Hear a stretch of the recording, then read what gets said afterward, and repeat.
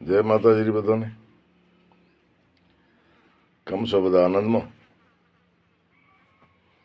હાલો ઘડીક થોડી વંતળ કરો. મિત્રો, હું હતા એ કહું કે હથિયાર છે ને ભેળો, એ કુવાડી હોય, ધારીઓ હોય, બંદૂક હોય, તલવાર હોય, કટારી હોય કે લાકડી હોય, એ ભેગો એક આદમીની ગરજ હાર્યો. અને હું કહેતો હોઉં ભાઈ બહાર નીકળો તો રાખો, એમાં સીમાડે જાવ તો રાખો.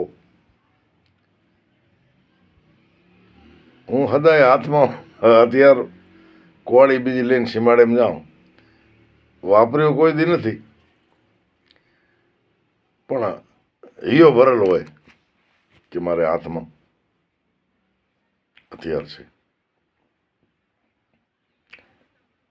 હથિયારની એક વિશેષતાની એક વાત કરું. મને એક ભાટ રાજાએ વાત કરી હતી. રાજપૂતોના ભાટ, અને ભાટ રાજા કહેવાય. અને ભાટ રાજા જે જ્ઞાતિ રહ્યો, જેથે જાય, ભારે અહીંયાનો મોનસોન હોય, ઇજ્જત આબરૂ હોય, એમને હુવારો જે ખાટ હોય ને એ અલગ પ્રકારની હોય, જાણે હાથમાં જ રાજા આવ્યા હોય, એટલે તો બધા ભાટ રાજા કે. મને એક ભાટ રાજાએ વાત કરી, પણ વાત તો ઠેઠ એણે સાંભળેલ વાત કરી, પણ બનલ એ ભાટ રાજા પરિવારમાં કથેક.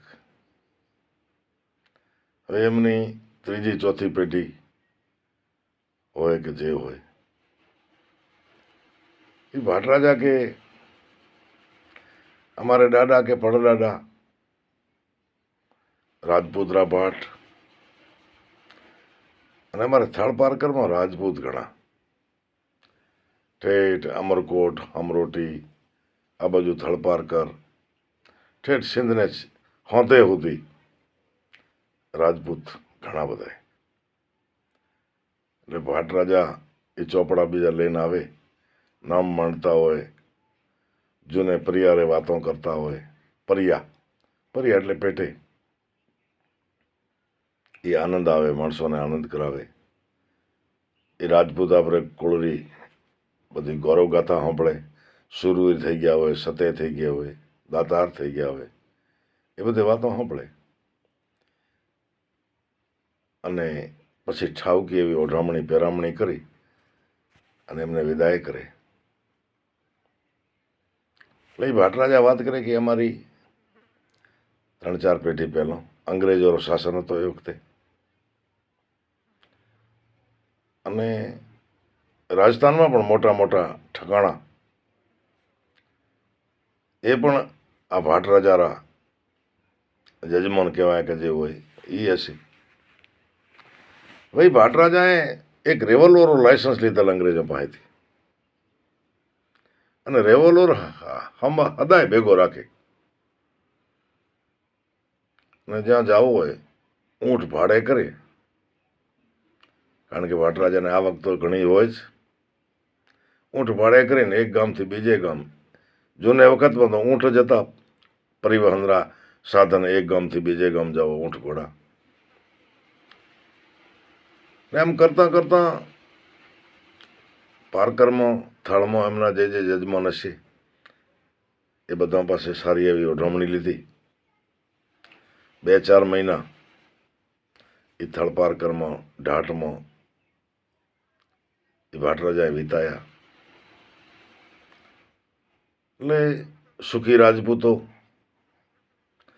કથે કોઈક વીંટી ઓઢવણીમાં દે ભેટમાં. એ વખતે ચાંદીનો ચલણ, ચાંદીના રૂપિયાનો ચલણ, એટલે રૂપિયા આવે. આ બધા થેલેમાં નોખતા જાય ભાટ રાજા. એમ કરતાં કરતાં 4 મહિના રોકાણાને વિદાય લીધી, અને એક ઊંટ ભાડે કર્યો. હવે ઊંટનો માલિક હતો એ લાલચને ઘર ગયો ભાઈ, પાપ કરવાનો તૈયાર થયો. ખબર પડી કે ભાટ રાજા પાસે જોખમ ઘણો છે, અને એ વખતે તો આજરે જેવી પોલીસ કા ગુનેગારોને ગોતવા માટેના સાધન ઉપકરણ એ વખતે જ કાંઈ હતા નહીં. કેટલાય મારી મારીને જમીનમાં ધરબી દીધા. એ હજી સુધી એના કંકાલ પડ્યા છે બચારાના. એટલે જે ઊંટ ખેડૂ હતો એણે વિચાર કર્યો કે આ ભાટરાજાને રસ્તામાં રણમાં જાય અને મારી નાખવા. જે કાંઈ મિલકત છે એ લઈ લેશું અને થળ પારકરના રાજપૂતો કોક દી પૂછશે કે ભાટરાજાને ક્યાં મેલ્યા તો કહી દે કે રાજસ્થાન મૂકી આવ્યો. આવો વિચાર કરી, પણ એકલેરો કામ નહીં, એટલે એક જોડીદાર એને સાથીદાર બનાવ્યો. એને વાત કરી કે આકડે મત છે, ભાટરાજા પાસે જોખમ ઘણો છે. તું રસ્તેમાં અમુક જગ્યા કીધી, ફલાણી જગ્યાએ જ્યાં રણ રોય કોઈ મનુષ્ય નહીં, એ જગ્યાએ બેહે, અથવા તો અમને હોમો આવે એ જગ્યાએ, અમને ઊંટ આવતો દેખે એટલે હોમો આવે. અને અમારા કને હું ને ભાટરાજા બેસું એટલે તું પાણી માંગે, પાણી હાથથી એમ કે છે કે મને પાણી પીવડાવો. હું ઊંટ ઊભો રાખીશ અને તારે ઊંટની મોવાર પકડી લેવાની. આપણે બે જણા હશું, વાટને કાબૂમાં કરી લેશું અને મારી રણમાં દાટી અને જે કાંઈ એના કને મિલકત હશે એ બધી લઈને આપણે આવતા રહીશું. હવે યોજના પ્રમાણે આવો બધો કર્યો. આ ઊંટવાળેલો જે જોડીદાર હતો એ 4-6 કલાક પહેલાં રણમાં જઈને હંતાઈ ગયો. કોઈ બેટ હતો ત્યાં. આ બાજુ આ ઊંટ સવાર અને ભાટરાજા. પણ ભાટરાજા હોશિયાર બહુ હતા. એણે ઊંટવાળાને કીધું ભાઈ બે એ પાછળ, તું આગળ બે. આગળ મને ફાવતો નથી. ઊંટને જે પાખડો આવે ને, અમે એને પાખડો કહો, ઘાસીઓ કહેવાય, ગુજરાતમાં એને કાંઠો કહેતા હશે. હવે ઊંટવાળાને એમ કે ભલે ને પાછળ બેહતા હોય, આપણે તો ઓલો સાથીદાર આગળ છે જ, અને પાણીનો બોનો કરે ને ઊંટને ઊભો રાખવાનો, પછી એને મારી નાખશું. હવે ઊંટવાળાને ખબર નહીં કે આ ભાટરાજા પાસે રિવોલ્વર છે. અંગ્રેજોના જમાના વખતરી, અંગ્રેજોના જમાનામાં રિવોલ્વર જે હતી એવે રિવોલ્વરો એના કારણે લાયસન્સ હતો. કોઈ રાજ રજવાડાની ઓળખાણો લીધો હશે. અને યોજના પ્રમાણે બરોબર રણમાં ગયા અને ઊંટવાળાનો જે સાથીદાર હતો એ સામે આવીને કીધું પાણી પાછો. એટલે ઊંટવાળો પણ અજાણ્યો બનીને, ભાટરાજાને મનમાં એવો થાય કે આ એકબીજાને ઓળખતા નથી, ઊંટ ઊભો રાખ્યો. ભાટરાજાને જે કોટ પહેરેલ હતો બંડી, એ થેલેમાંથી લઈને બંડીમાં જ રાખેલ હતી રિવોલ્વર. એટલે રિવોલ્વર ખીચેમાંથી કાઢી અને તૈયાર જ રાખી હતી. ઊંટવાળો તો આગળ ચોક બેઠો હતો. જેમ એણે ઓલી મોવાર પકડીને ઊંટને, એમ ગોળી છૂટી ભાઈ. ઓલેરી હાથળ વીંધી નાખી, રાડ કરીને પડ્યો અને ઊંટવાળાની કાનપટ્ટીમાં રાખી પાછળ બેઠે બેઠે ભાગશાળીએ. હવે કે જરાય જો હલ્યો છે તો અહીંનો શૂટ કરી દઈશ, જવા દે ઊંટને, જ્યાં સુધી હું ન કહું ઊભો રાખવાનો ત્યાં સુધી હાલ્યો ચાલ. હવે આ ઊંટવાળો જાય કે ભાઈ વીંધી નાખે, આને મારી નાખે ગોળી લઈને, ઊંટ લઈને ભાટરાજા જતા રહી. એટલે આ કાબુમાં આવી ગયો. ઊંટ હાકી અને રાજસ્થાનમાં મોટા કોઈ રજવાડો હતો ત્યાં સુધી લઈ ગયો. ત્યાં જઈને ગામધણી જે રજવાડેલા ધણી હતા એને બધી વાત કરી કે એકને ગોળી શૂટ કરીને આવ્યો છું, મરશે તો નહીં, હાથળમાં એને ગોળી મારી છે, એકને હું લઈને આવ્યો છું.